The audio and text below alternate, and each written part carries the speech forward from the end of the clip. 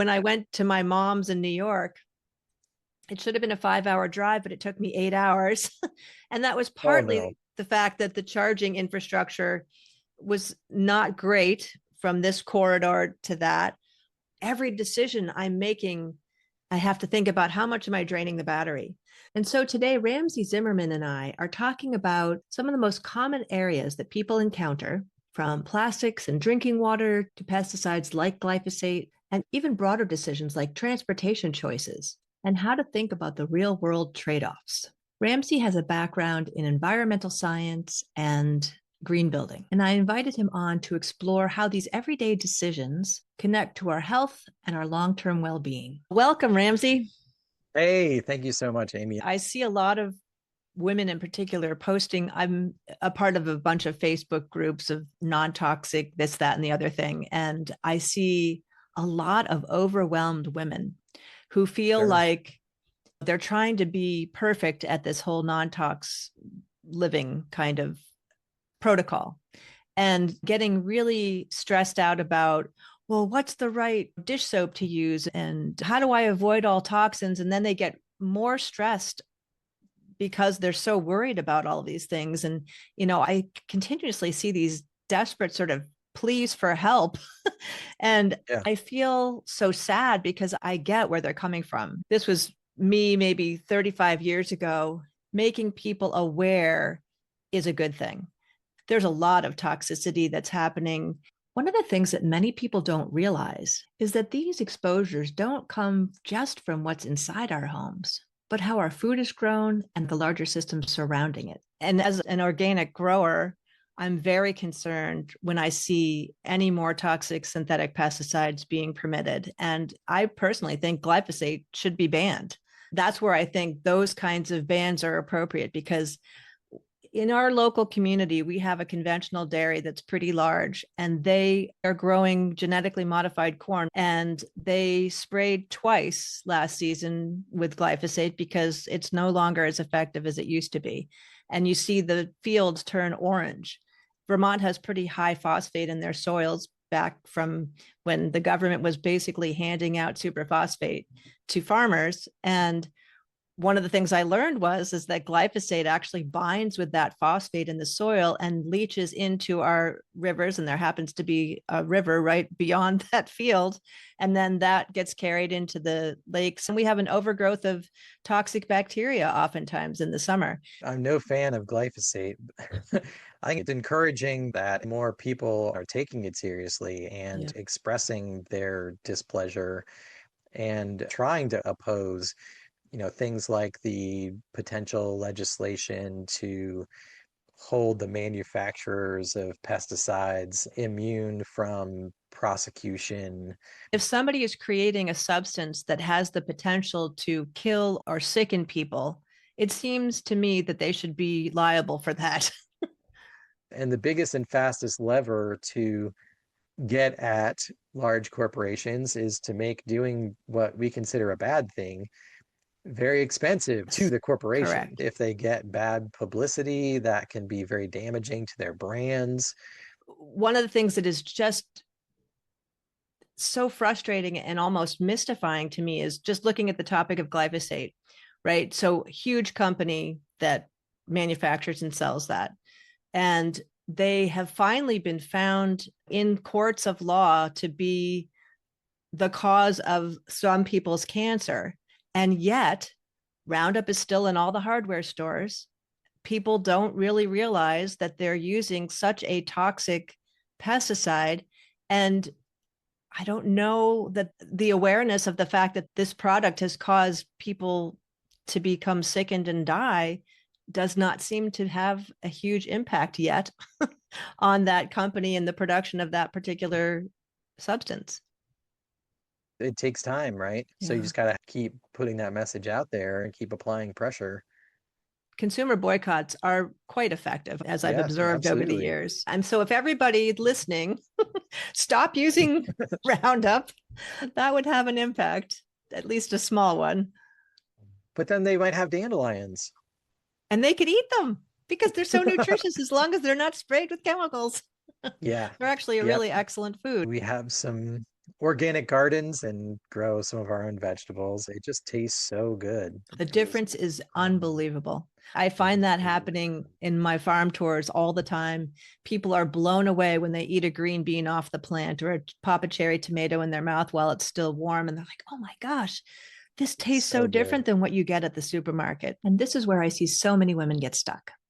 They care deeply about their health and their families, but they're trying to navigate all these decisions without clear guidance from somebody who's done this on what actually matters most. And this same dynamic shows up beyond the home. We're being asked to make decisions in so many areas of life, from the food we eat to the products that we use, and even how we travel, often without clear, straightforward answers. I'm curious what you think about electric cars. And let me just state the fact that I have one now.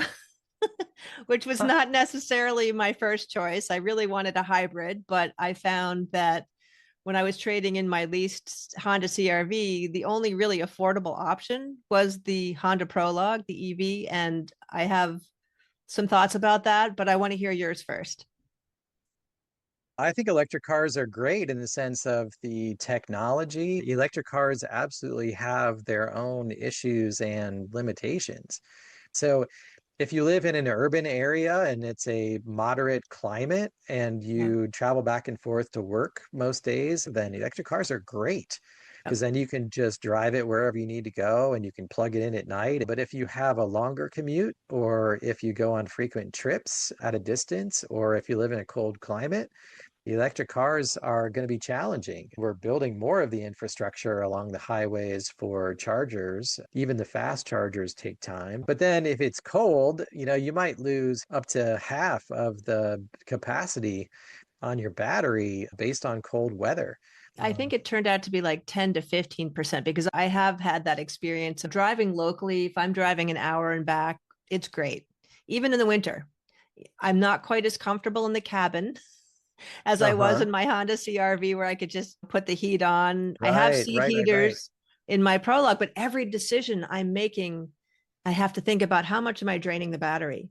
When I went to my mom's in New York, it should have been a 5 hour drive, but it took me 8 hours.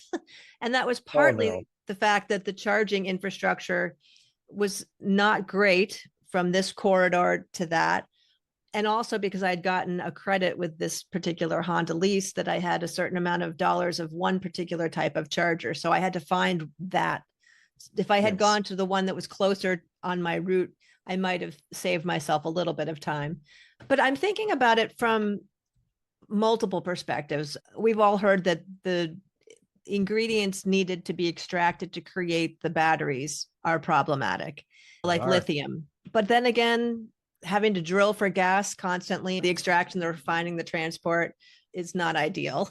I think with the EVs, you have the upfront issues of creating the battery, but then once that's done, you don't have the same lifetime issues. Looking forward to hydrogen cars personally. Hydrogen is good too, but again, there's an entire different infrastructure required for. Exactly. One thing that I understand about the battery minerals, lithium, copper, and nickel in particular, is all of those apparently are recyclable. As far as energy efficiency, I understand that gas vehicles convert like 20 to 30% of the energy into motion versus an EV, which converts 70 to 90%. Is that what you've heard as well? Well, I don't know about the specific numbers, but you also have to look at how was the electricity generated that went into Right. the car. One of the things I've noticed a lot of these chargers along the corridors is that they talk about how it's actually renewable energy generated power that they're providing, which made me feel better. And also Oh, the Vermont, a lot hail. of hydro Quebec. I wish it was hydro Vermont. I think this just speaks to the fact that there are pros and cons of all kinds of different things. And we have to figure out what's going to be best for each of us under our particular circumstances. For me, it was a cost factor. The EV was so much cheaper on a monthly payment basis, but my insurance went up $30 a month. So that kind of sucked. Like, I think we're in that transition point where we're seeing how in some places renewable energy can be very helpful, especially if there's a state that has a lot of sunshine and they can create a lot of solar powered electricity. And ideally, that gets banked in a battery as opposed to just going into the grid. But even e-cars, I wouldn't have been able to choose that as an option if it weren't for some subsidies. So I think those are important to make options available to people. And I do know that charging it at home is way cheaper than trying to find a fast charging station on my way. But I also have to allow a number of hours for that car to get charged before I can go anywhere. So yeah, it's such a interesting time that we live in.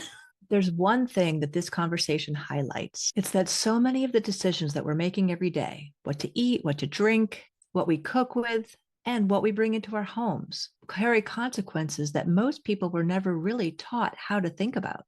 And the goal isn't to be perfect. It's how to evaluate these choices clearly so you can focus on what really matters and let go of what doesn't. You probably already know more than most people about what goes into your food, your cookware, and in your kitchen. You've probably done the reading. Maybe you've made some swaps. You stood in the store aisle with your phone out, cross-referencing products against 3 different databases. And yet, the second guessing hasn't stopped. And that's not a knowledge problem. That's a framework problem. And it's actually costing you more than you might realize, not just in the hours spent researching, but in the low-grade mental weight of never quite feeling settled and confident that you're making the right choices. Often we find ourselves circling back to the same questions of making a decision and then feeling okay about it, only to have new science come out or a new headline and you're starting over. And that cycle has a cumulative cost. Nothing dramatic. It's just quietly exhausting. And that's exactly why I created the Your Non-Toxic Kitchen Reimagined, the 5-day reset.